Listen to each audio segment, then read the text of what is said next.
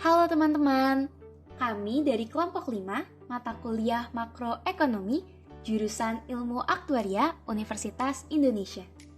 Pada video kali ini, kita akan membahas salah satu masalah utama makroekonomi yang selalu dihadapi suatu negara, yaitu inflasi.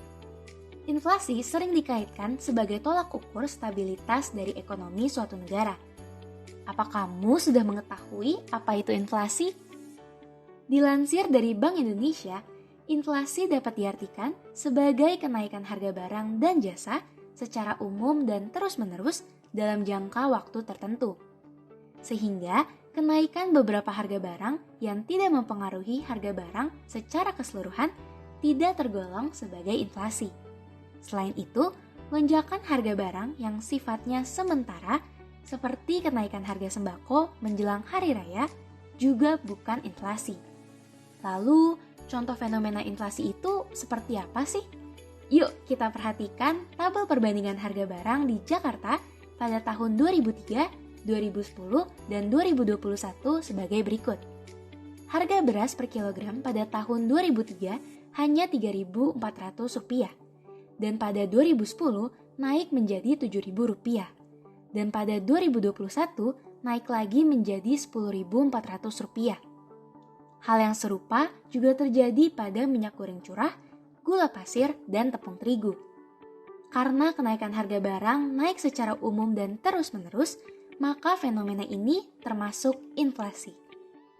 Lalu, bagaimana sih dampak inflasi bagi kehidupan kita? Pertama, inflasi bisa menyebabkan penurunan pendapatan real.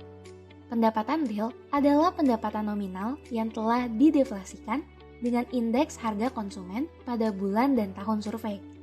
Sederhananya, pendapatan nominal adalah pendapatan dalam bentuk uang, sedangkan pendapatan real adalah pendapatan individu dalam hal daya belinya. Perhatikan diagram batang upah minimum Provinsi DKI Jakarta pada tahun 1999 sampai 2020 sebagai berikut. Dapat terlihat bahwa pendapatan nominal individu selalu mengalami kenaikan setiap tahunnya. Hal ini karena pada kenyataannya, harga kebutuhan barang dan jasa juga mengalami kenaikan.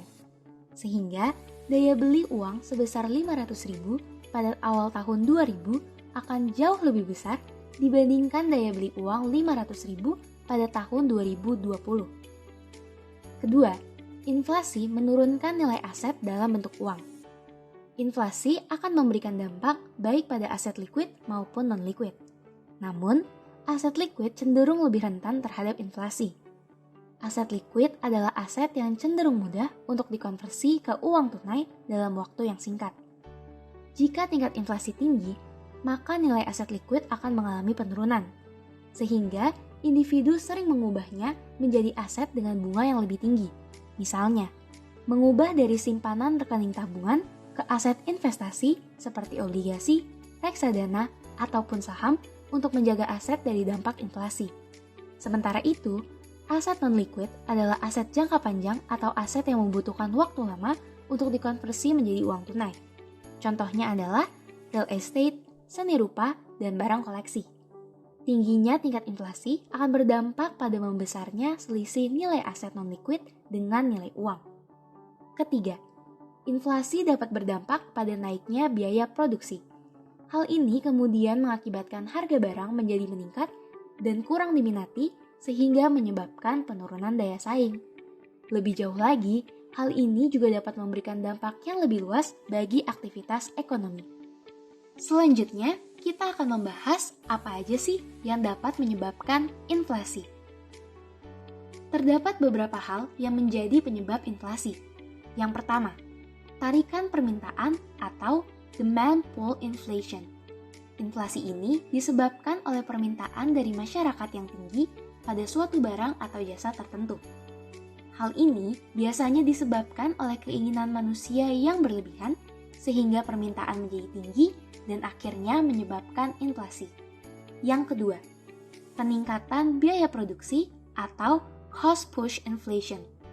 Inflasi ini disebabkan oleh kenaikan biaya produksi dalam jangka waktu tertentu secara terus-menerus yang disebabkan oleh meningkatnya harga bahan baku serta upah pegawai, sehingga harga produk juga mengalami kenaikan. Selanjutnya, inflasi campuran atau mixed inflation. Inflasi ini terjadi akibat kenaikan penawaran dan permintaan yang disebabkan oleh ketidakseimbangan antara keduanya. Misalnya, ketika permintaan pada suatu barang atau jasa meningkat dan akhirnya menyebabkan persediaan barang atau jasa tersebut menurun. Lalu yang terakhir adalah jumlah uang yang beredar. Hal ini dikarenakan apabila jumlah uang di masyarakat meningkat, maka harga barang akan ikut mengalami kenaikan. Semakin meningkatnya daya beli masyarakat saat stok barang menipis, maka harga barang otomatis akan ikut naik. Inflasi sendiri memiliki berbagai jenis yang dapat kita bagi berdasarkan tingkat, asal, dan cakupan pengaruhnya terhadap harga. Inflasi berdasarkan tingkatnya dibagi lagi menjadi 4, yaitu yang pertama, creeping inflation, di mana memiliki tingkat inflasi yang rendah, yaitu di bawah 3%. Lalu, walking inflation, di mana tingkat inflasinya sedang, yaitu di bawah 10%. Selanjutnya, running inflation, di mana memiliki tingkat inflasi yang tinggi, yaitu di antara 10 hingga 30%. Dan yang keempat adalah hyperinflation, di mana memiliki tingkat inflasi yang sangat tinggi, yaitu di atas 30%. Berdasarkan asalnya, inflasi dibagi lagi menjadi 2, yaitu dari dalam negeri atau domestic inflation, yang dapat terjadi akibat defisit dari anggaran dan masih banyak lagi. Pada situasi tersebut, Bank Indonesia akan mencetak uang dalam jumlah yang besar untuk memenuhi kebutuhan pemerintah. Selain itu juga dapat diakibatkan oleh meningkatnya biaya produksi dalam negeri dan permintaan dari masyarakat. Selanjutnya, terdapat inflasi yang berasal dari luar negeri atau imported inflation, yang disebabkan oleh kenaikan harga barang impor dan biasanya terjadi di negara berkembang. Selanjutnya, inflasi berdasarkan cakupan pengaruhnya terhadap harga dibagi lagi menjadi 3, yaitu pertama, inflasi tertutup, di mana terjadi kenaikan harga terhadap satu atau dua barang atau jasa tertentu. Kedua, inflasi terbuka, di mana terjadi kenaikan harga pada semua barang atau jasa secara umum. Dan yang terakhir, hiperinflasi, yang merupakan inflasi yang sangat hebat sehingga harga suatu barang atau jasa terus berubah dan meningkat. Hal ini membuat masyarakat tidak dapat menahan uang lebih lama lagi karena nilai uang yang semakin menurun. Setelah kita mengetahui penyebab dan jenis-jenis dari inflasi, ada apa aja sih metode untuk menghitung pengukuran inflasi itu sendiri? Jadi, terdapat 3 jenis metode penghitungan, yaitu yang pertama, indeks harga konsumen, yang menghitung rata-rata perubahan harga kumpulan barang dan jasa yang dikonsumsi oleh masyarakat dalam jangka waktu tertentu. Yang kedua adalah indeks harga perdagangan besar yang menunjukkan perkembangan harga di tingkat perdagangan grosir. Dan yang terakhir adalah produk domestik bruto atau gross domestic product yang memperlihatkan perkembangan harga di tingkat produsen. Sekarang, kita akan melihat contoh penghitungan inflasi dengan beberapa metode. Yang pertama adalah dengan GDP deflator yang memiliki formula GDP deflator sama dengan GDP nominal dibagi GDP real dikali 100%. Masuk ke contoh penghitungannya, terdapat sebuah tabel sebagai berikut. Dapat kita lihat bahwa pada tahun 2001 sebagai tahun dasar dihasilkan GDP nominal sebesar $30. Pada tahun 2017 dihasilkan GDP nominal sebesar $90. Dan untuk menghitung GDP real 2017 akan digunakan output pada tahun berjalan dengan harga tahun dasar, sehingga terdapat daging 2 lot dengan harga $20 masing-masing dan beras 2 lot dengan harga $10 masing-masing, yang menghasilkan GDP real 2017 sebesar $60. Maka, GDP deflator sama dengan 90 dibagi 60 dikali 100% sama dengan 150%. Oleh karena itu, kita dapatkan kenaikan harga sebesar 50% pada periode 2001 hingga 2017. Perlu kita ingat bahwa besarnya GDP deflator untuk tahun dasar pasti selalu 100%. Untuk contoh yang kedua, akan kita gunakan metode CPI atau Consumer Price Index. Dengan formula CPI sama dengan IHK terbaru dikurang IHK lama dibagi IHK terbaru dikali 100%. Masuk ke contoh soalnya, misalkan IHK BBM tahun 2020 adalah Rp6.750 per liter, sedangkan IHK BBM tahun 2010 adalah Rp4.000 per liter. Maka dapat dihitung CPI sama dengan 6.750 dikurang 4.000 dibagi 6.750 dikali 100%, sama dengan 40,74%. Oleh karena itu, didapatkan bahwa periode tahun 2010 hingga 2020 terjadi suatu inflasi sebesar 40,74% yang dilihat dari IHK BBM. Kemudian, bagaimana inflasi dapat diatasi? Dalam penanganannya, terdapat 3 kebijakan yang dapat diterapkan untuk menekan laju inflasi. Pertama, kebijakan fiskal. Kebijakan fiskal merupakan kebijakan yang berkaitan dengan penerimaan dan pengeluaran pemerintah. Instrumen kebijakannya adalah pengeluaran pemerintah, government expenditure, dan tarif pajak. Dalam kondisi inflasi, pengeluaran pemerintah akan diturunkan dan tarif pajak akan dinaikkan. Untuk melihat bagaimana kebijakan fiskal bekerja, terdapat 2 pendekatan yang dapat digunakan. Pertama, menggunakan kurva Y sama dengan AE. Pengurangan pengeluaran pemerintah akan memperlambat pendapatan nasional dan berakibat pada penurunan harga.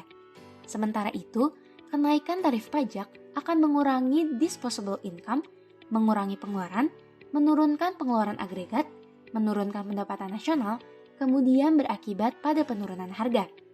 Hal ini ditunjukkan oleh perpindahan AE P1E1 ke AE P2E2 dan mengakibatkan penurunan harga dari P1 ke P2.